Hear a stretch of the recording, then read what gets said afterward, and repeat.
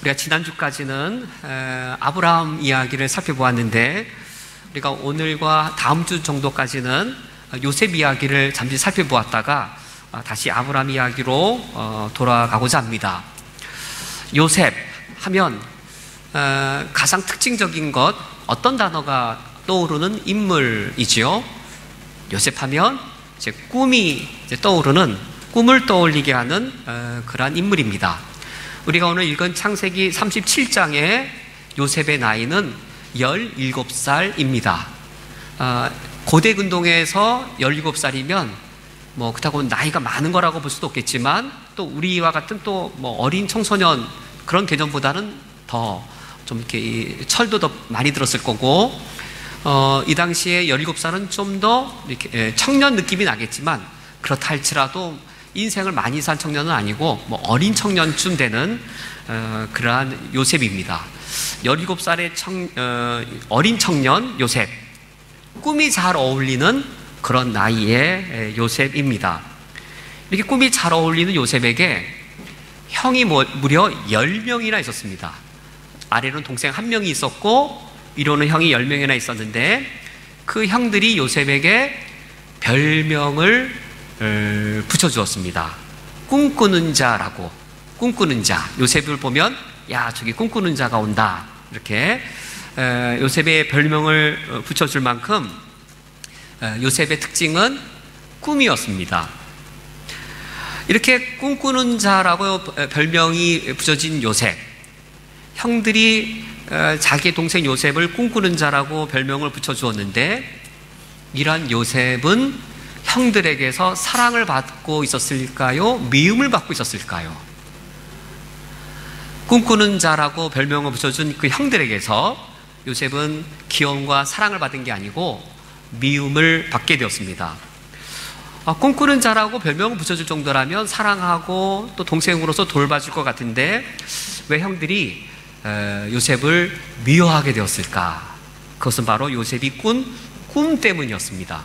그 꿈 내용을 우리가 오늘 성경 본문으로 함께 읽었는데, 우리가 오늘 읽은 본문에서 요셉의 꿈이 두 번 꾼 꿈의 내용이 나옵니다. 이 꾼 꿈 내용의 첫 번째 내용은 곡식단, 형들의 곡식단이 나를 향해서, 내 곡식단을 향해서 절을 한다라고 요셉이 그 꿈 내용을 이야기를 해주었습니다. 형들의 곡식단이 내 곡식단에 절하는 걸 내가 꿈꿨어요. 이 꿈을 들었을 때 형들의 마음이 언짢았습니다. 마음이 상했어요. 왜 그랬을까요? 형들이 그 꿈을 이렇게 해석을 하죠. 우리가 오늘 읽은 본문의 8절 말씀에 이 형들의 곡식단이 요셉의 곡식단에 절하는 것을 그냥 절하는 것으로 본 게 아니고 어떻게 해석을 했냐면, 내가 참으로 우리 왕이 되려고 하느냐, 우리를 다스리겠다고 하는 거냐. 절한다라는 의미가 이제 그 시대에는 그냥 공경과 존중 정도의 표현이 아니고, 이제 왕과 신하의 관계로 형들이 그 의미를 받아들이고 요셉을 미워하게 되었습니다. 그 부분 요셉이 꿈을 꾸고 굳이 말하지 않으면 되는데 왜 그 꿈의 이야기를 했는지 모르겠어요. 근데 이 꿈을 요셉이 한 번만 꾼 게 아니고 비슷한 꿈을 한 번 더 꿨습니다. 이번에는 해와 달과 11별이 요셉에게 절을 하는 꿈을 꿨습니다. 첫 번째 이야기를 하고 형들이 마음이 언짢은 걸 알았으면 말을 안 하고 있으면 될 텐데, 굳이 요셉이 그것을 아버지하고 형들이 있는 데서 이야기를 한 겁니다. 내가 꿈을 꿨는데요, 이번에는 해와 달과 11별이 내게 절을 하는 겁니다 라고 꿈 이야기를 했을 때, 이번에는 아버지 야곱도 매우 언짢아서 요셉을 책망합니다.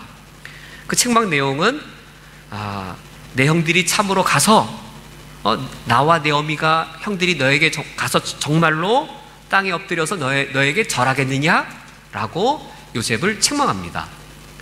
이 두 꿈 내용에서 공통된 내용이 무엇이지요? 공통된 게 나오잖아요. 절하다란 말이 공통되게 나옵니다. 이제 요셉의 이 이야기는 어떻게 재미가 나냐면 단편소설과 같은 구조를 갖고 있습니다.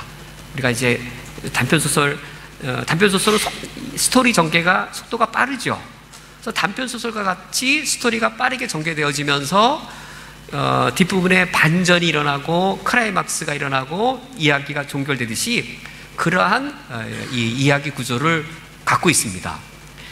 요셉이 지금 꿈을 꿨어요. 꿈 내용이 절하다예요. 어느 단어가 나오면 요셉 이야기가 끝날까요? 마지막 부분에 가서 절하다라고 하는 똑같은 히브리어 동사가 나옵니다. 그 요셉 이야기가 종결이에요. 다음 주에 그 부분을 볼 터인데, 이 절하다라고 하는 것이 아주 핵심 내용인 것이죠. 정말로 요셉이 그 정도의 높은 위치에 올라갈까? 요셉이 통치자의 위치에 올라가서 그의 부모와 형들이 요셉에게 무릎 꿇고 절할 만큼 그러한 위치에 올라갈까? 이제 이 꿈의 내용이 성취되어지면 요셉 이야기가 종결되어지게 됩니다. 그럼 이 요셉의 꿈은 어떤 특징을 갖고 있는 꿈이었나요? 요셉의 꿈의 특징은 무엇이었을까요? 우리가 흔히 꿈이라고 하면 어떤 것들을 꿈으로 삼습니까? 무엇이 꿈입니까? 내가 바라는 겁니다. 내 욕망입니다. 내가 만약에 노래를 잘하면 내가 노래를 통해서 내 자아를 실현하고 내 자아실을 통해서 내가 그 영역의 1인자가 되겠다. 내가 가장 탁월한 사람이 되겠다. 자아 실현과 내 소원이 이루어지는 것, 흔히 그런 것을 꿈이라고 말하죠. 그런데 요셉의 꿈은 내가 바라는 것이 이루어지는 꿈이 아니고 어떤 꿈인가요? 하나님께서 꾸게 하신 꿈이었어요. 내가 꾼 꿈이 아니고 요셉의 욕망, 요셉의 소원하는 것을, 그 자신이 바라는 것을 꿈꾼 것이 아니고 하나님이 나에게 바라시는 뭔가 하나님이 나에게 바라시는 무엇인가 뜻이 있었는데 그것을 바라는 꿈이었습니다.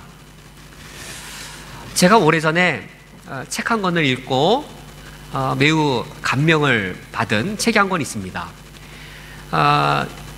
김숙항 선교사님의 선교 사역을 다룬 책입니다.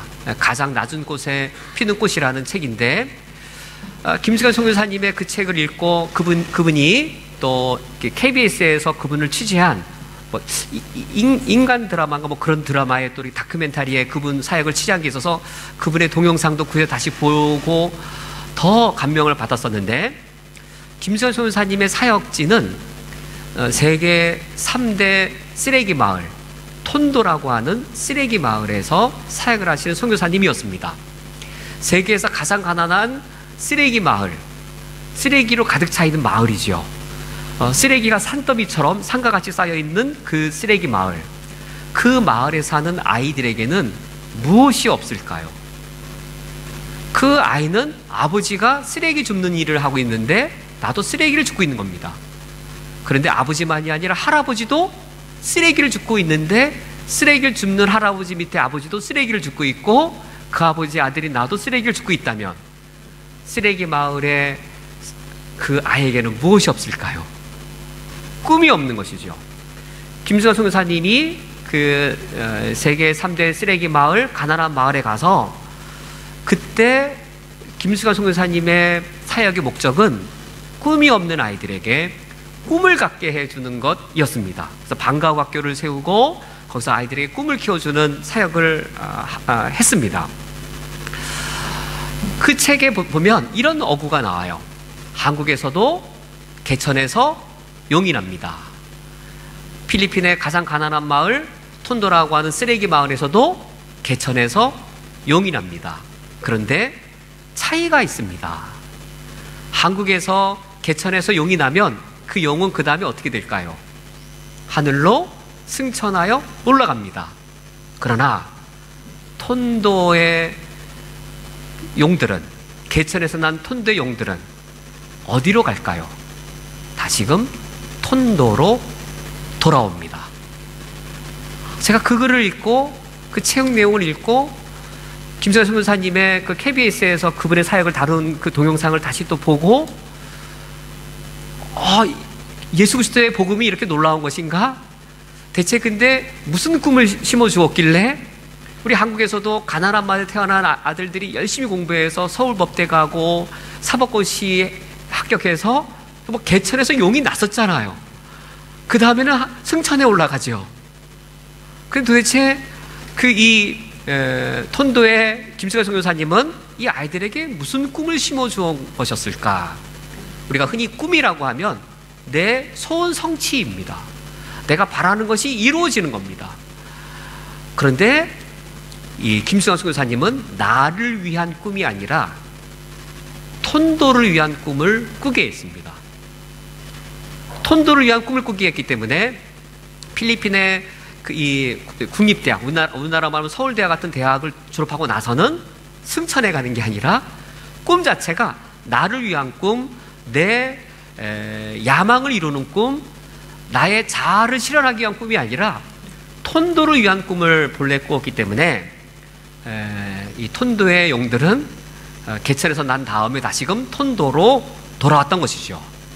오늘 본문에서 나타난 요셉의 꿈이 바로 그런 꿈이었습니다. 요셉의 꿈은 내가 하나님을 잘 믿으면 하나님은 내 소원을 이루어 주실 것이고, 내가 하나님을 신실하게 믿는다면 나의 꿈을 이루어 주실 것이다. 그래서 내가 지금은 팔레스타인의 가나안의 작은 마을에 있는 소년 요셉이지만 내가 하나님을 잘 믿으면 애굽의 총리가 되는, 개천에서 용이 나는 그런 소원을 이루어 주실 것이다. 내가 하나님만 잘 믿으면 내 꿈이 이루어질 것이다. 그러한 스토리가 아닙니다. 요셉의 이야기는 그러한 요셉의 꿈의 이야기가 아닙니다. 요셉이 품었던 꿈은 자신의 욕망이 이루어지고 자아가 성취되는 그런 꿈이 아니었습니다. 요셉의 꿈은 이런 꿈이었습니다. 내 삶에 두신 하나님의 뜻, 그것을 이루는 것이 요셉의 꿈이었습니다. 하나님의 계획이 있는데 그 하나님의 계획, 내 삶을 통해서 하나님이 이루기 원하신다면 그것이 무엇일까 하는 것이죠. 우리가 아브라함을 보다가 잠시 요셉으로 온 이유는 바로 여기 있습니다. 하나님이 계획을 갖고 계세요. 아브라함을 통하여 계획을 갖고 계세요. 아브라함의 씨를 통하여 땅의 모든 민족이 복을 받게 할 그런 하나님의 계획을 갖고 있었습니다. 그런데 그 아브라함의 그 계획을, 그 아브라함을 통한 축복을 하나님이 요셉의 삶을 통하여 이루기 원하셨던 거예요. 지금 요셉의 꿈은 내가 하나님을 잘 믿으면 나는 성공적인 삶을 살 것이고 내 자아를 실현하는 삶을 살 것이며 애굽의 총리가 되는 높은 사람이 될 것이다 라는 것이 아니라, 내가 구체적으로 무엇인지는 모르지만 하나님이 내 삶을 통해 하나님의 계획을 이루기를 원하신다. 하나님이 내 삶에 두신 뜻, 바로 그것을 이루는 것을 요셉이 그의 꿈으로 갖게 되었습니다. 이런 꿈이라면 하나님이 요셉에게 꿈을 꾸게 하신 거죠. 요셉이 꿈을 꾼 게 아니라 하나님이 요셉에게 꿈을 보여주셨어요. 하나님이 요셉에게 꿈을 꾸게 하셨고, 요셉이 그런 꿈을 꾸었다면 그 꿈은 순조롭게 성취되어야 하지 않을까요? 하나님이 꾸게 하신 꿈이잖아요. 하나님이 이루기를 원하시는 꿈이잖아요. 그렇다면 그 꿈은 어떻게 성취될 것인가? 이게 요셉의 이야기예요. 꿈이라는 단어와 현실이라는 단어가 모순되는 것처럼 꿈, 현실, 과연 이 현실이 아무리 어려워도 하나님이 요셉을 통해 이루고자 하시는 그 꿈이라면 현실이 해결되어지고 현실이 순조로워지고 현실에 막혔던 것들도 기적적으로 다 헤쳐 지나가면서 하나님이 요셉의 삶에 두신 뜻을 이루시고 이 요셉의 꿈을 이루어 주셔야 하는 것은 아닌가. 그런데 창세기 말씀을 읽어보면 요셉이 겪는 현실은 그의 꿈과는 정반대의 방향이었습니다. 형들이 요셉을 미워하여서 어떻게 하였냐면 요셉이 오는 모습을 이렇게 보더니 야, 저기 꿈꾸는 자가 온다 라고 하더니 요셉을 잡아서 구덩이에 던져버리고, 그리고 노예 상인들이 지나갈 때에 은 20개를 받고 요셉을 노예로 팔아버렸습니다. 이것이 창세기 37장 마지막 구절이에요. 창세기 37장이 어떻게 끝나냐면 형들이 요셉을 노예로 팔아버리는 그 장면으로 31장이 끝나버립니다. 고대 시대에 지금부터 3,500년 전이에요. 3,500년 전 시대에 어떤 신분이 가장 꿈을 꿀 수 없는 신분일까요? 내가 누군가에게 돈으로 몸이 팔려서 노예가 되어진다면 그런 노예에게 더 이상 꿈이 가능할까요? 톤도의 쓰레기 마을만 하더라도 꿈을 꿀 수 없는 그런 마을이었다면 지금 고대 시대에, 고대 이집트 시대에, 그 시대에 내가 노예로 팔려갔다면 그 노예가 과연 꿈을 꿀 수 있을까? 하나님이 요셉에게 꿈을 꾸게 하시고 그리고 그의 별명이 꿈꾸는 자가 되게 하신 이후에 그러나 그에게 부딪힌 현실은 가장 꿈을 꿀 수 없는 신분인 노예로 전락하는 것이었습니다.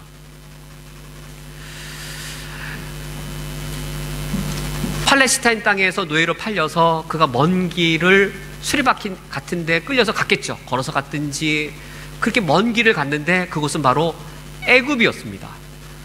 여러 달 걸렸겠죠. 뜨거운 이 사막길을 통과해서 노예가 되어서 요셉이 애굽까지 가게 됩니다. 그게 39장 1절입니다. 39장 1절에 그가 도착한 곳은 노예시장을 통과한 이후에 그는 애굽의 이 바로왕의 친위 대장이었던 보디발의 집에 노예로 팔리게 됩니다. 이렇게 가나안 땅에서 형들에 의해 노예로 팔리고 그리고 그 팔레스타인 땅에서 긴 길을 여러 달을 거쳐서 애굽 땅까지 오게 되고 노예시장을 통해서 보디발 집에 팔릴 때까지 그때 하나님은 어디 계셨을까요? 그때 요셉의 마음은 하나님께 어떤 마음이 들었을까요? 하나님께서 나에게 꿈들을 보여주시지 않았습니까? 하나님이 나에게 꿈을 보여주시고 지금 내가 겪는 이 현실은 과연 무엇입니까? 내가 형들에 의해 웅덩이에 던져질 때에 그 구덩이에 던져질 때 하나님 왜 나타나시지 않았습니까? 형들이 나를 노예 상인들에게 팔 때 하나님은 도대체 어디 계셨고 나타나시지 않은 것입니까? 애굽 땅까지 내가 팔려오도록 하나님은 왜 내버려 두시고 내 곁에 계시지 않는 겁니까? 그리고 진짜로 내가 노예가 되어서 보디발의 집에 팔릴 때까지 하나님은 어디에 계신 겁니까? 라고 요셉이 하나님께 항변했을 겁니다. 하나님은 어디에 계셨을까요? 39장 2절 말씀에 하나님이 어디에 계셨죠? 2절 말씀에 여호와께서 요셉과 함께 하심으로 2절 말씀 하나님이 요셉과 함께 하심으로 그 결과는 요셉이 형통한 자가 되는 것이었습니다. 이것이 3절에 다시 한 번 더 반복됩니다. 그의 주인이 여호와께서 그와 함께 하심을 보았고 그 결과로 여호와께서 범사에 요셉을 형통하게 하신 것이었습니다. 요셉이 노예로 팔려올 때에 요셉의 눈에는 하나님이 보이지 않았습니다. 하나님이 내 삶에 없다라고 생각되어지고 하나님이 나와 함께 계시지 않는다라고 요셉의 눈에는 그와 같이 보이고 느껴졌을 겁니다. 그런데 성경은 왜 하나님이 요셉과 함께 했다라고 기록한 것일까요? 정말 요셉과 함께 한 건 맞습니까? 함께 하신다면 어떻게 노예로 팔려가도록 내버려 두실 수 있는 것이죠? 하나님이 요셉과 함께 요셉 곁에 계신 것이 맞는 것일까요? 하나님은 요셉과 함께 계시되 숨어 계셨습니다. 하나님은 우리 삶 속에 계실 때에 하나님께서는 숨어 계실 때가 곧잘 매우 빈번하게 우리가 그 사실을 경험하게 됩니다. 요셉이 가나안 땅에서 팔릴 때에 근데 하나님이 숨어 계심이 요셉을 어느 땅으로 팔려가게 하나요? 요셉이 팔려갈 때에 애굽 땅으로 팔려가게 합니다. 요셉이 애굽 땅으로 팔려왔을 때에 요셉 자신은 나는 애굽 땅의 노예라고 생각되겠지만 하나님은 먼 미래를 바라볼 때에 애굽 땅은 어떤 땅인가요? 지금 요셉에게 자기가 노예로 서 있는 애굽 땅, 장차 요셉이 총리로서 다스릴 그 땅으로 하나님이 보내신 것이었습니다. 애굽 땅으로 가더라도 또 애굽 땅에 얼마나 많은 수많은 귀족들과 또 고급 공무원들이 있었을까요? 그런데 가나안 땅에서 팔려갈 때 메소포타미아도 팔려갈 수 있고 애굽으로 팔려갈 수 있고 사방으로 팔려갈 수 있는 땅 중에 애굽으로 팔려가게 했을 뿐만 아니라 애굽의 그 큰 노예 시장에서 여러 집들로 팔려갈 수 있는데 누구 집으로 팔려가게 하셨냐면 보디발의 집에 팔려가게 하셨습니다. 이 보디발은 누구인가요? 바로왕의 최측근이었습니다. 바로왕의 생명을 보호하는 시위대장이었어요. 팔려가더라도 누구 가장 가까운 곳에 팔려가게 하셨냐면 애굽왕에게 가장 가까운 시위대장 집에 팔려가게 하셨습니다. 그리고 시위대장 집에서 이 하나님이 요셉을 형통하게 하셔서 보디발은 요셉에게 자신의 집의 모든 재산들을 관리하게 합니다. 지금으로 따지면 보디발의 집의 재산이 얼마쯤 될 것 같아요? 10억 될까요? 그건 너무 적죠? 30억? 100억쯤 될까요? 우리 쿠웨이트에 왕자 정도면 재산이 얼마쯤 될까요? 근데 지금 이 당시 애굽은, 쿠웨이트 나라 조그만 나라잖아요. 이 당대 애굽은 세계 전체의 가장 부강한 나라요. 그 나라의 시위대장입니다. 뭐 100억, 1000억 정도가 아니라 막 몇 조가 되는 상상을 초월하는 거부의 집의 가정총무입니다. 요셉이 17살에 노예로 팔려가서 27살 때까지 그가 이 가정의 가정총무 역할을 합니다.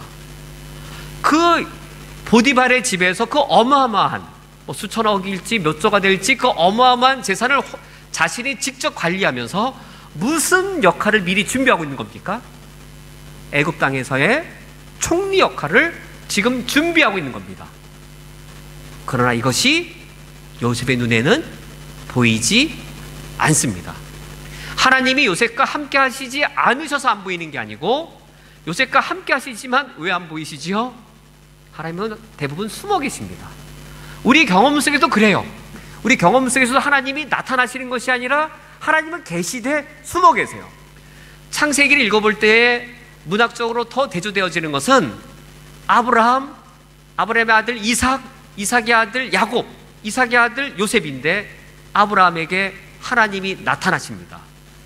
아브라함의 아들 이삭에게도 하나님이 나타나십니다. 이삭의 아들 야곱에게도 하나님이 나타나십니다. 그런데 요셉의 이 긴 이야기, 창세기 37장부터 무려 50장이 끝나는 이 긴 이야기, 아브라함을 제외하고 가장 많은 분량을 차지하는 요셉의 이야기 속에 하나님은 단 한 번도 나타나시지 않습니다. 아브라함에게 나타나셨고 이삭에게 나타나셨고 야곱에게도 나타나신 그 하나님이 37장부터 50장 이 긴 이야기가 끝날 때까지 단 한 번도 하나님은 현현하시지 않습니다. 다만 어떤 형태로 등장하냐면 여호와가 야곱과 함께 하니라고 함께 하시는 하나님으로만 등장하고 하나님의 얼굴로는 나타나지 않습니다. 하나님이 계시지 않은 것이 아니라 하나님은 숨어 계셨고 이 요셉의 눈에는 그러나 그 하나님의 모습이 보이지 않았습니다. 하나님의 모습은 숨어 계셨지만 요셉을 형통한 자가 되게 하심으로 하나님이 함께 하시는 것을 나타내 주셨습니다. 이렇게 아름다운 상황이 진행될 때에 하나님의 요셉에게 보여준 꿈은 고작 이것이었을까요? 노예로서 가장 승진하는 것, 노예로서 파격적으로 가정총무화되는 것, 이게 하나님의 꿈이었을까요? 이렇게 10년의 세월이 흐른 어느 날이었습니다. 보디발의 아내가 요셉을 유혹하였습니다. 요셉은 얼굴이 빛나고 용모가 아주 잘생긴 청년이라고 성경이 기록하고 있는데 이 보디발의 아내가 요셉을 유혹했습니다. 그때 요셉의 나이가 27이었지요. 이 젊은 청년에게 이 보디발의 아내가 유혹해 올 때에 요셉은 자신의 옷을 자꾸 메어 달리는 이 여인을 뿌리치기 위해서 옷을 벗고 이제 그 자리를 피해 갑니다. 그런데 이 옷을 벗은 게 무슨 증거가 되어지나요?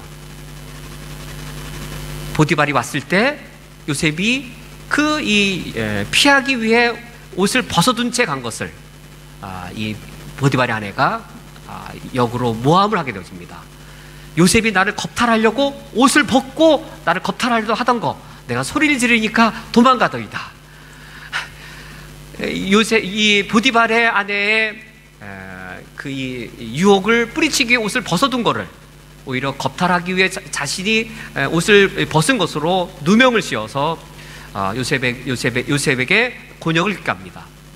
이것을 겪은 보디발이 분노하여서 요셉을 감옥에 가두게 됩니다. 노예란 신분, 가장 꿈을 꿀 수 없는 신분입니다. 감옥, 어떤 상황이지요? 요셉은 지금 종신형입니다. 무기징역입니다. 무기징역. 감옥, 어떤 상황입니까? 가장 꿈을 꿀 수 없는 상황이에요. 이제 꿈은 없어요. 꿈은 가능하지 않아요. 노예란 사실만으로도 꿈이 없고 감옥이란 사실만으로도 꿈이 없는데 요셉은 이게 두 가지가 겹쳤어요. 감옥 안에 갇힌 죄수 노예예요. 절망도 이런 절망이 없어요. 절망도 절망의 최상급이에요. 하나님이 요셉에게 꿈을 꾸게 하시고 꿈을 보여주셨는데 그 이후에 진행되어지는 37장, 39장의 사건들은 하나님이 보여주신 꿈이 이루어져 가는 과정들이 아니요, 오히려 꿈이 좌절되고 절망의 최상급으로 치닫는 상황이었어요. 꿈을 꿀 수 없는 노예로까지 나를 억울하게 만드시더니 이젠 또 누명을 쓰고 억울하게 꿈을 꿀 수 없는 감옥에 가두어 두신 것이었습니다. 이때 이 요셉이 하나님께 어떤 항변을 했을까요? 하나님, 내가 이렇게 억울하게 누명 쓸 때 하나님 어디 계십니까? 왜 하나님 나타나시지 않습니까? 내가 감옥에 가두어지는 이 순간까지 하나님 도대체 어디 계신 겁니까? 라고 요셉이 항변할 때에 하나님은 과연 어디 계셨을까요? 39장 21절 말씀에 여호와께서 요셉과 함께 하시고, 여기서도 하나님이 요셉과 함께 하셨다라 말씀하고 이 사실을 23절에 또 반복하고 있습니다. 23절 하반절에 이는 여호와께서 요셉과 함께 하심이라 여호와께서 그를 범사에 형통하게 하셨다라고 또 반복하고 있습니다. 하나님은 이 상황에서도 요셉과 함께 하시되 하나님은 숨어 계셨습니다. 하나님은 우리와 하실 때 일반적으로 숨어 계십니다. 숨어 계신 하나님이 요셉을 돕는 손길은 보이지 않는 손길로 요셉을 지키시고 계셨습니다. 아니, 대체 하나님이 감옥까지 가두었는데 뭘 보호하신다는 건가? 뭘 지키신다는 것인가? 고대 시대를 생각해 보시면 고대 시대의 노예가 고위 애굽의 최고급 이 귀족의 아내를 겁탈하다가 하려다 잡히게 되었습니다. 어떤 형벌일까요? 사형이겠죠. 얼마 후에 사형하겠습니까? 즉각 사형이죠. 이 시대의 노예가 자신의 주인을 겁탈하다가 걸렸으면 당연히 그것은 즉각 사형입니다. 그런데 보디발이 분노하고 대노하고도 요셉을 사형에 즉각 처형한 것이 아니었습니다. 숨어 계신 하나님의 보이지 않는 손길이 요셉의 생명을 보호하고 있었습니다. 그리고 어디다가 가두었는가? 어느 감옥으로 보냈는가? 보디발은 시대장이어서 자기 집 안에 감옥이 있었습니다. 시대장 안에 있는 감옥은 누구만 들어올 수 있는 감옥일까요? 최고급 정치범만 들어오는 곳이죠. 아무나 들어오는 감옥이 아니고 A급 정치범들, 뭐 반역을 일으키려 했거나 뭐 왕에게 무슨 잠깐 밑보였거나 그런 사람들만 들어올 수 있는 그런 감옥입니다. 그러니까 시대장 안에 집안에 있는 감옥이었습니다. 보디발의 역할이 그거죠. 왕의 생명을 안위를 지키기 위해 뭔가 조금만 어려움이 있으면 그런 사람을 잡아다가 가두는 감옥입니다. 요셉이라면 당연히 일반적인 노예들이 가는 감옥에 끌려가야 되고 그런 곳에 체포돼야 되는데 웬일인지 보디발이 자기 집에 그 귀족들만 들어가는 정치범 감옥에 요셉을 가둬둔 것입니다. 그리고 이 감옥에 누가 들어왔냐면 술 맡은 관원장, 떡 맡은 관원장, 이 술과 떡을 관리하는 관원장이니 누구 가장 가까이 갈 수 있는 사람이냐면 바로 왕에게 가장 가까이 갈 수 있는 그 이 사람들이죠. 그들이 제수로 들어오게 되었습니다. 보디발은 이 두 관원장을 섬기는 일을 요셉에게 맡깁니다. 이 두 관원장에게 가까이 감으로 요셉의 길이 얼마나, 누구에게 나아가는 길이 가장 가까워진 겁니까? 바로왕에게 갈 길이 가장 가까워졌습니다. 문만 열면 바로왕인 거예요. 더 가까워질 수가 없잖아요. 바로왕 책직근이잖아요. 문만 열면 바로왕이 바로 여기 있는 거예요. 그러나 요셉의 눈에는 보이지 않는 거죠. 하나님은 요셉과 함께 하시되 숨어 계셔서 요셉의 삶을 이와 같이 인도하셨습니다. 창세기 37장과 39장에서 요셉은 지금처럼 꿈을 꾸는 자인데, 이제 40장과 41장으로 가면 꿈꾸던 이 요셉이 꿈의 해석자로 새로운 모습으로 등장합니다. 창세기 40장에서는 요셉이 술 맡은 관원장과 떡 맡은 관원장의 꿈을 해석해 줍니다. 그 꿈을 해석해 주면서 요셉이 술 맡은 관원장에게 말합니다. 당신은 내 꿈대로, 내 꿈의 해석대로 당신은 석방될 겁니다.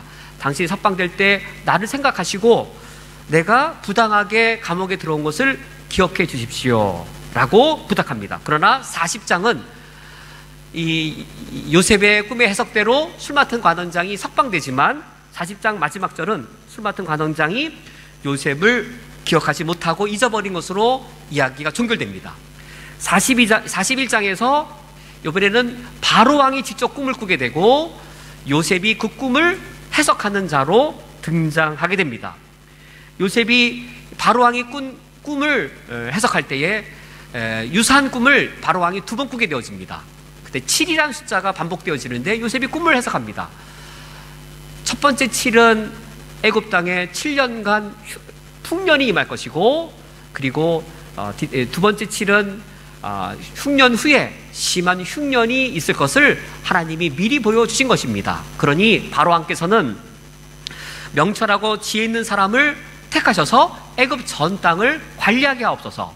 그리고 감독관을 지역마다 두어서 풍년일 때 5분의 1씩 더 거두게 하옵소서. 5분의 1씩 거두면 7년 동안 5분의 1씩이면 흉년인 7년을 이제 이길 수 있기 때문에 그런 지혜로운 대책을 마련한 것이죠. 그래서 7년 동안 5분의 1씩 각 성읍에 저축해 두었다가 흉년이 다가올 7년을 대비하게 하옵소서라고 말한 이후에 41장 36절에 매우 중요한 이야기를 말합니다. 41장 36절에 이와 같이 그 공물을 이 땅에 저장하여 애굽 땅에 임할 7해의 흉년을 대비하시면 땅이 이 흉년으로 말미암아 망하지 아니하리이다. 애굽 땅이 망하지 아니하리이다. 애굽 땅은 그 당대 세계 그 자체였습니다. 애굽 땅에 흉년이 임하면 얼마나 많은 사람이 생명을 잃게 될까요? 이제 이후에 애굽 땅을 누가 구합니까? 요셉이 애굽 땅의 구원자가 됩니다. 요셉이 땅의 모든 족속을 구원하는 역할을 합니다. 요셉이 누구의 씨입니까? 아브라함의 씨입니다. 하나님이 아브라함에게 약속하셨습니다. 내 씨로 말미암아 천하 만민이 복을 얻을 것이라. 요셉의 꿈은 내가 하나님을 잘 믿으면 내 야망이 이루어질 것이고, 내가 소원하는 바가 이루어져서 내가 자아를 성취할 뿐만 아니라 내 영역에서 가서 으뜸되어지는 위치에 올라갈 것이다. 하나님 나를 복 주실 것이다. 그것이 아니고, 그런 것이 아니었습니다. 하나님의 계획, 아브라함을 통한 온 인류의 구원 계획이 있었습니다. 요셉은 그것을 한 겁니다. 아브라함의 씨인 나를 통해서 하나님 뭔가 하나님의 계획을 이룰 것이다. 그 계획이 구체적으로 무엇인지는 모르지만 하나님이 내 삶에 두신 뜻이 있을 터인데, 하나님이 내 삶에 두신 뜻을 내 삶을 통하여 이루기 원하신다 라는 것이 요셉의 꿈이었습니다. 요셉이 이 내용을 잘 알지는 못하는 것이지요. 하나님께서는 아브라함의 씨를 통하여 세상의 생명을 구원하는 일을 이루기 원하셨는데, 요셉은 그것이 무엇인지 모르고 자기를 통해 무엇을 이루신지 모르지만 지금 그 꿈을 이와 같이 해석하고 있는 것이었습니다. 요셉의 총명함을 목격한 바로는 그 자리에서 요셉을 총리로 임명합니다. 그리고 41장 46절은 그때의 요셉의 나이를 밝히고 있습니다. 그때 요셉의 나이가 30세인 것을 성경이 굳이 밝히고 있습니다. 왜 성경에서 요셉의 나이가 30세인 것을 굳이 밝히고 있는가? 고대 애굽의 법에 따르면 고위 공무원이 되어지는, 총리와 같은 고위 공직에 오를 수 있는 나이가 30세부터입니다. 지금 요셉은 가나안 땅에서 가장 절망적인 존재 노예로, 가장 절망적인 상황인 감옥으로 지금 돌고 도는, 하나님의 그의 꿈을 지름길로 해결해 주시는 것이 아니라 꿈이 막히고 절망에 돌고 돌로 가는 길처럼 보였는데 오히려 어떠하죠? 더 빠를 수 있을까요? 더 빠를 수가 없는 거예요. 30세가 되어야 총리가 될 수 있는 가장 적은 나이예요. 하나님께서는 요셉을 통하여서 하나님의 뜻을 이루고자 하셨습니다. 오늘 말씀을 맺도록 하겠습니다. 요셉은 자신의 꿈이 자신의 야망이나 자아의 성취가 아니었습니다. 내 삶에 두신 하나님의 뜻, 그것을 이루는 것이었고, 창세기를 통해 볼 때에 하나님이 아브라함을 통하여 너를 통하여 내 씨로 말미암아 천하 만민이 생명을 얻게 하겠다라고 하는 예수님에 대한 예표를 미리 보여주시는 것이었습니다. 요셉이 예수님의 그래서 예표 역할을 하도록 미리 그것을 보여주는 것이었는데, 요셉은 나를 통하여 하나님의 뜻을 이루는 것, 그것을 자신의 삶의 목표로 세웠습니다. 마찬가지로 우리의 삶도 그러해야 되겠습니다. 우리의 꿈은 내 야망을 이루는 것이 아니라 내 삶을 통해 하나님의 뜻이 이루어지는 것을 우리가 소망과 꿈으로 삼아야 되겠습니다. 그 과정은 하나님의 함께 하심의 과정입니다.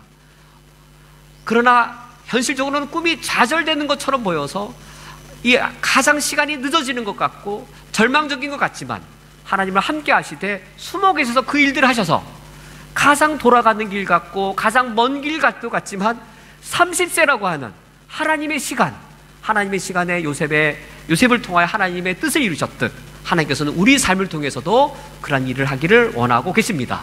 이번 한 주간 요셉과 같은 삶을 사시기를 주님의 이름으로 축원드립니다.